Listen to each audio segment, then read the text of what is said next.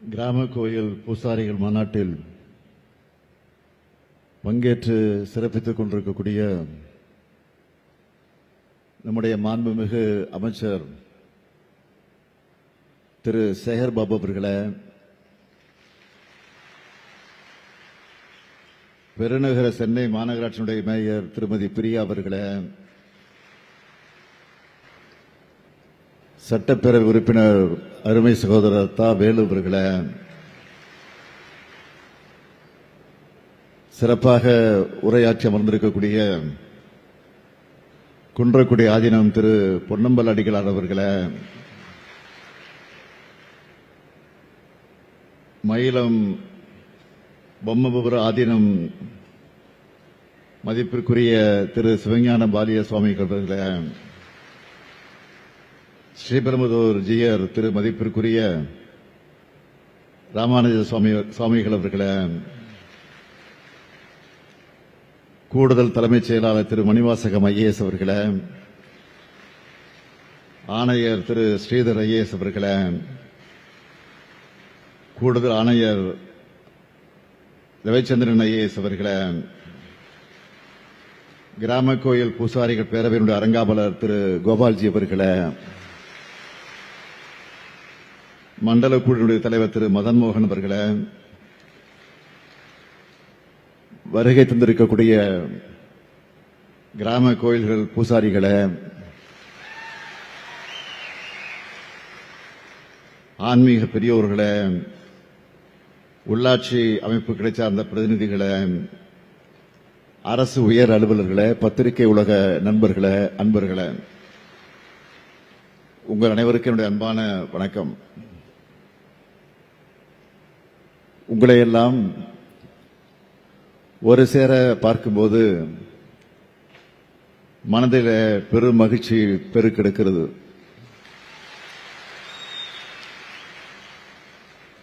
நம்முடைய திராவிட மாடல் ஆட்சி பற்றி நாம் சொல்வது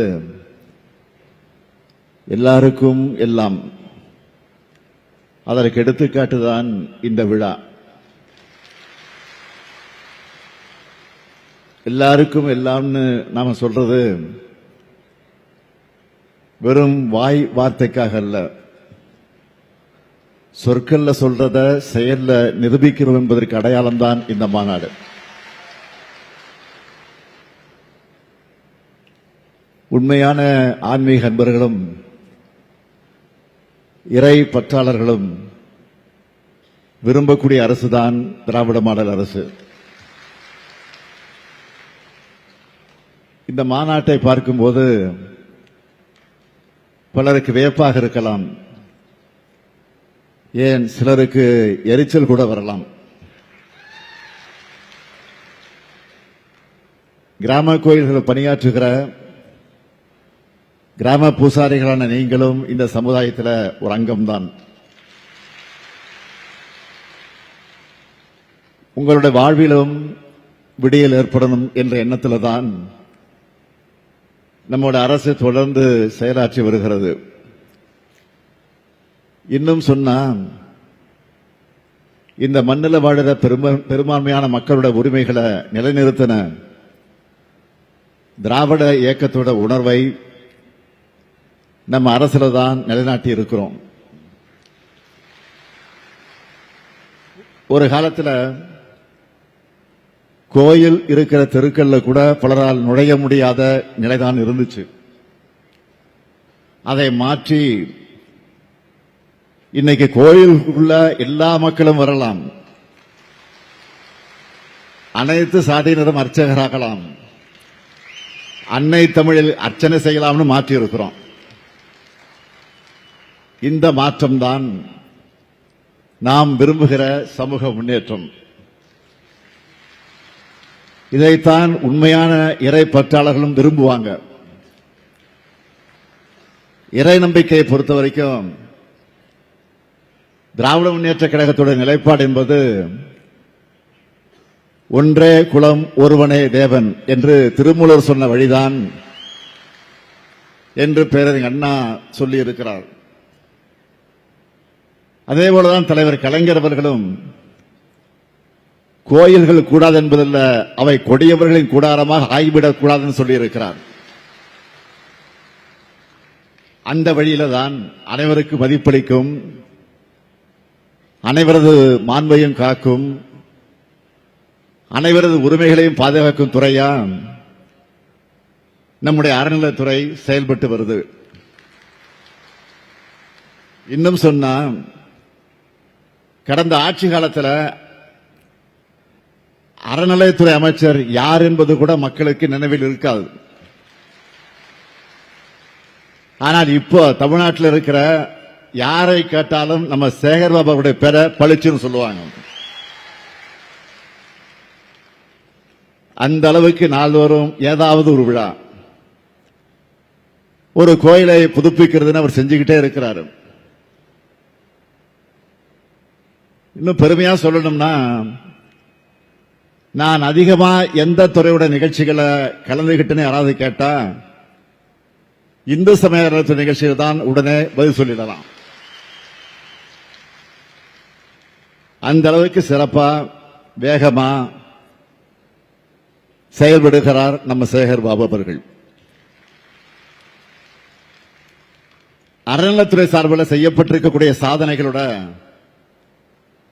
சில புள்ளி விவரங்களை இப்போ தலைப்புச் செய்திகளா நான் சொல்ல விரும்புறேன்.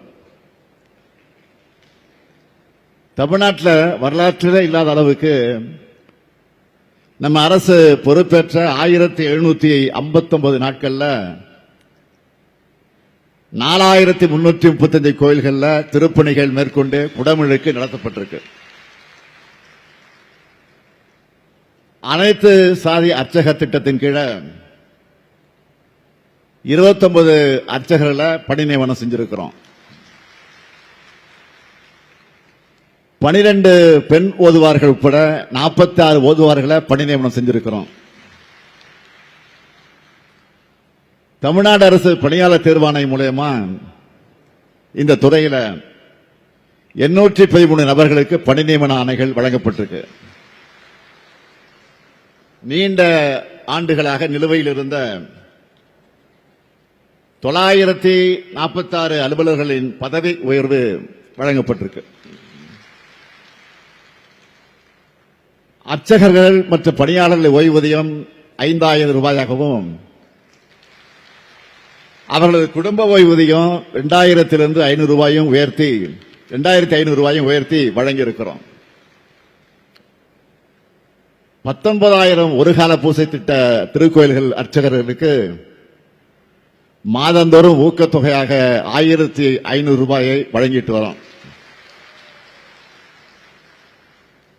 221 கோடி ரூபாய் மதிப்பீட்டில் 616 குடியிருப்புகளை கட்டி தந்திருக்கிறோம்.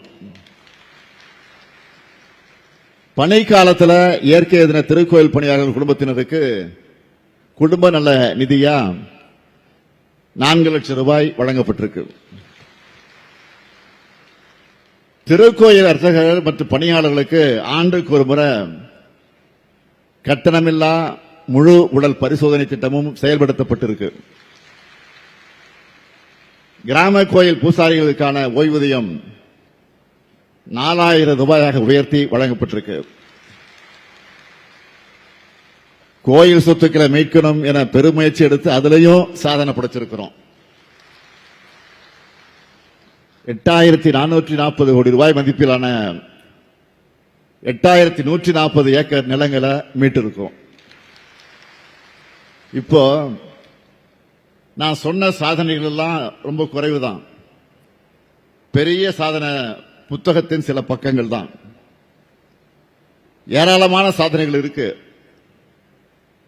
எந்த நிகழ்ச்சிக்கு போனாலும் அவங்க உங்களோட கோரிக்கைகளை நிறைவேற்ற அறிவிப்புகளை வெளியிடுவது வழக்கம். அப்படி இருக்கும்போது உங்களுடைய இந்த மாநாட்டுக்கு வந்துட்டு புதிய அறிவிப்புகளை வெளியிடாமல் இருக்க முடியுமா?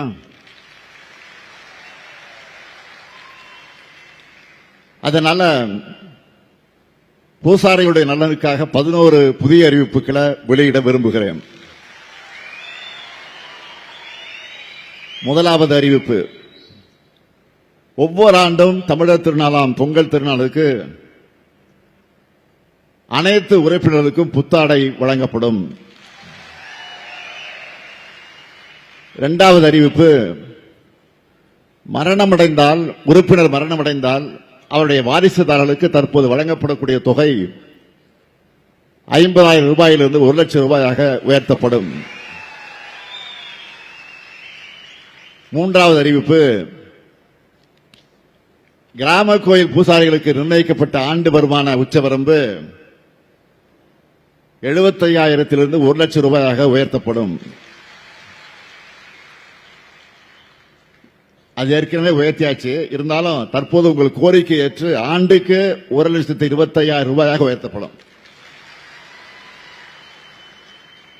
நான்காவது அறிவிப்பு, இயற்கை எய்திய உறுப்பினருடைய ஈமச் சடங்குக்காக தற்போது வழங்கப்படக்கூடிய தொகை 5,000 ரூபாயிலிருந்து 10,000 ரூபாயாக உயர்த்தி வழங்கப்படும். ஐந்தாவது அறிவிப்பு, பக்கத்தில் இருக்க பெரிய திருக்கோயில்கள் மூலம் ஆண்டுதோறும் 500 பூசாரிகளுக்கு தேர்ந்த பயிற்சியாளர்களை கொண்டு புத்துழை பயிற்சி நடத்தப்படும். ஆறாவது அறிவிப்பு, தற்போது பூசாரிக்கு 3,000, பூசாரி மகன் 3,000, மகள் 5,000 என திருமணத்திற்கு வழங்கப்படும் நிதி உதவி மேலும் 1,000 ரூபாய் உயர்த்தப்படும்.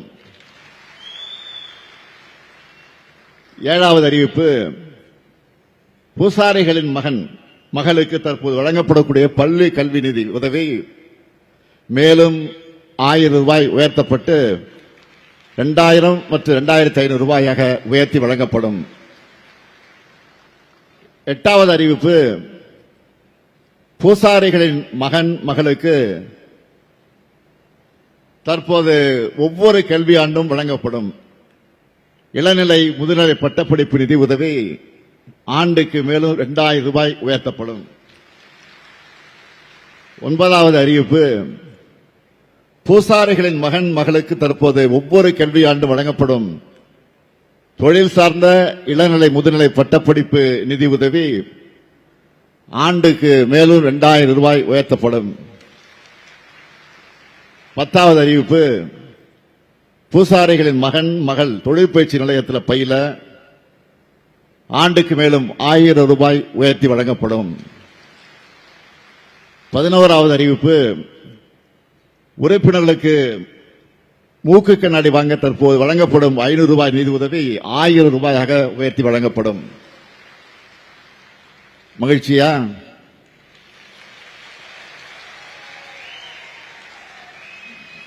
நானும் மகிழ்ச்சி அடைகிறேன்.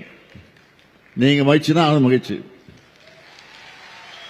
சமரசமும் சமத்துவம் தான் ஆன்மீக பாதையா இருக்க முடியும். நம்மை பொறுத்த வரைக்கும் சமத்துவத்தை போற்றும் அனைவரையும் நாம் போற்றுவோம். மக்களுடைய சுயமரியாதை உரிமைகளும் மதிக்கப்படணும்.